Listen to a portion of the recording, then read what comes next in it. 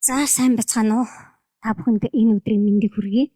За өнөөдөр бас бидний хийсэн судалгааны маань үр дүн энэ сүлжилтийн эсрэг ногоон ирээдүйн энэ асуудлыг хүндсэн хуралд бас чиглэлээ олсонд бол үнэхээр их баяртай байна. За би болохоор бол ерөнхийдөө таримлын ус хэрэглээний чиглэлээр бол судалгааны ажлаа бол хийдэг. За өнөөдөр та бүхэнд илтгэх гэж байгаа энэ сэдэв болохоор өөрөөр хэлбэл бид нэр орж байгаа хур борооны усны үүсэж байгаа урсц усыг модлог ургамлын услгаанд хэрхэн яаж ашиглах юм бэ гэдэг чиглэлээр та бүхэндээ судалгааны ажлыг танилцуулъя. Бидний энэ судалгааны ажлын гол зорилго нь юу байх вэ гэхээр ихэвчлэн бид нэр энэ ногоон байгууламжийн услгаанд газрын доорх усаа их ашигладаг. За тэгвэл энэ газрын доорх усны саяас Батбаяр дарга ярьчлаа тий. Нөөцийг бид нэр зөв ашиглах ёстой. Тэгээ хит их ус хэрэглээ бол байж болохгүй. За тийм учраас бид нэр өөрөөр хэлбэл байгальд орж байгаа хур борооны усыг хэрхэн яаж хураагаад ногоон байгууламжийн услгаанд ашиглаж болох вэ гэдгийг бид судалгаантаа бол авч ашигласан байгаа. За тэгэхээр энэ дээр борооны ус хураах ямар бичил аргууд байдгийг. За хоёрт нь тэр бичил аргыг хэрэглэхийн тулд тухайн бүс нутагт хэдий хэрэг хэмжээний хур тунадас ордгийг, тэрний хэдэн хувь нь ууршдгийг, хэдэн хувь нь гадаргын урсц болж урсдаг юм бэ гэдгийг бол судлаад за тэгээд энийг хэрхэн яаж хэрэгжүүлэх вэ гэсэн ийм зорилтыг бол бид тавьсан. Борооны ус хураах энэ бичил аргыг модлог ургамлаанд ашигласнаар за ямар ач холбогдол үүсэх юм бэ гэхээр тухайн бүс нутгийн усан нөөцийг бол нэгдүгürt бол хамгаална. За хоёрдугаарт нь хөрсний илэгдлийг үерэлтээс бол хамгаална.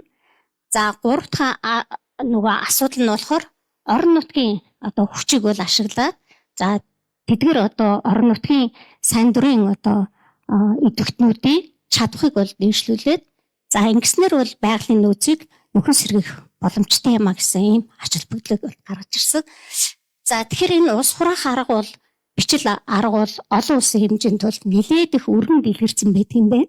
За бид нэр ялангуяа энэ болохоор нэгдсэн үндэсний байгууллагаас бол тусгай бүр юм гарын авлага гарцсан. За тэр гарын авлаган дээр энэ хур борооны усыг хураах энэ аргуудыг бол тодорхойлсон байдаг юм байна. Ус хураах арган дээр, борооны ус хураах арган дээр за ийм гурван аргыг бол олон улсад бол хэрэгэлдэг юм байна. За бид нар бол судалгааныхаа ажилдаа бол өөрсөндөө хамгийн тохиромжтой Нигаримын ус хураах аргыг бол сонгосон. За энэ арга нь болохоор өөрөөр хэлбэл жилд орж байгаа хур тунадасны хэмжээ тухайн бүс нутагт 150 мм унж байгаа бүс нутагт бол хэрэгжилж болно гэдэг ингээд тодорхойлоод заасан байдаг юм байлээ. За тэгээ энэ нь ус хураах арга нь газрын хэвгээ бол 5% налуутай байх ёстой гэсэн ийм тодорхойлтыг бол өгсөн байт юм байна. За тэгэхээр бид нэр энэ тодорхойлтыг ашиглаад Дундгов аймгийн Дэрэн суман дээр энэ судалгааны ажлыг бол хийсэн.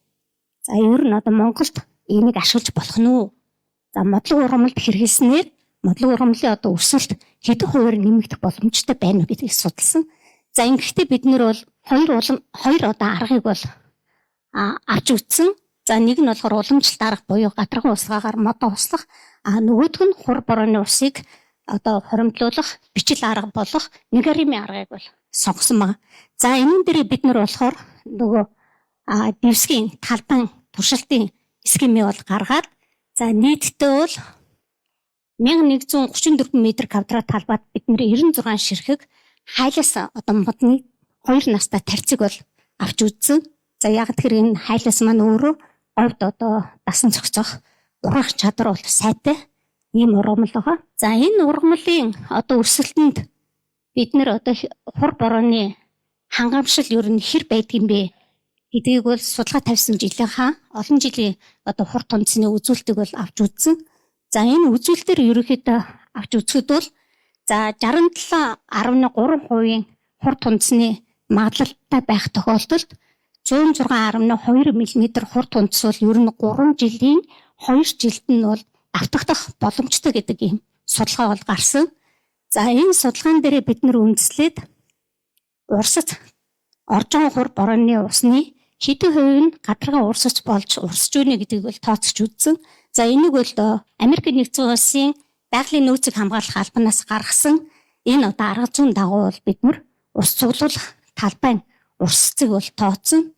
За ингээд тооцоод үзэхэд бол өөрөөр хэлбэл ургамал ургалтын үед энэ 7 сарын сард орсон хурд унц 67 мм хурд унц унж хахад за үүний 1142 буюу 17% нь шууд гадаргаа урсц болж ингээ урсаад явчихжээ.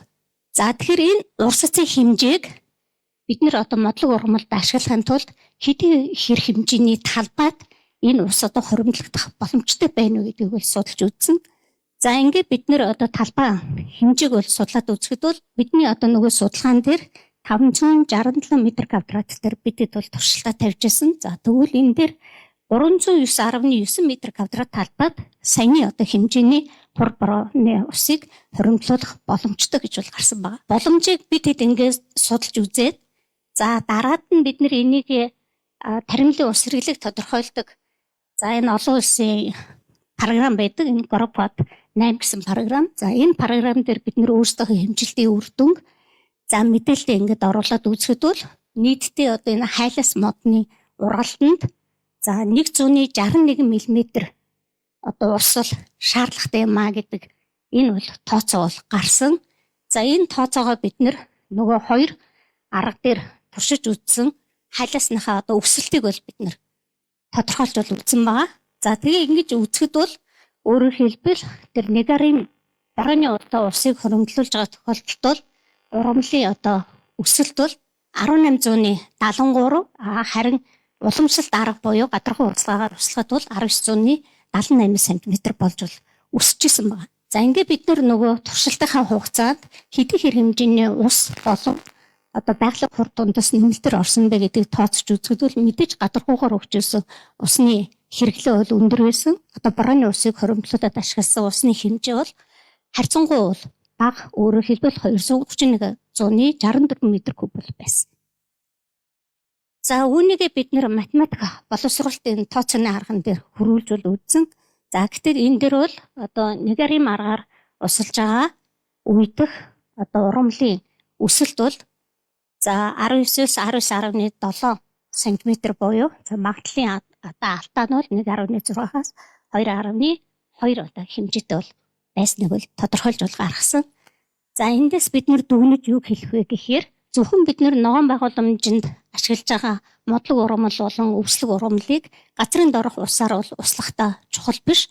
Харин байгальд орж байгаа энэ усны хэмжээг авч ашиглах юм бол биднэрт асар их нөөц боломж байна гэдгийг бол бид нэр энэ судалгаагаараа бол нотолсон. Тэгэхээр цаашид төрөөс хэрэгжүүлж байгаа тэр модны хөтөлбөрт ч гэсэн энэ аргыг бид нэр хэрэглээд явах юм бол биднэрт усныхаа нөөцийг хэмнэх бүрэн боломж байна гэдгийг судалгаагаараа гаргалаа.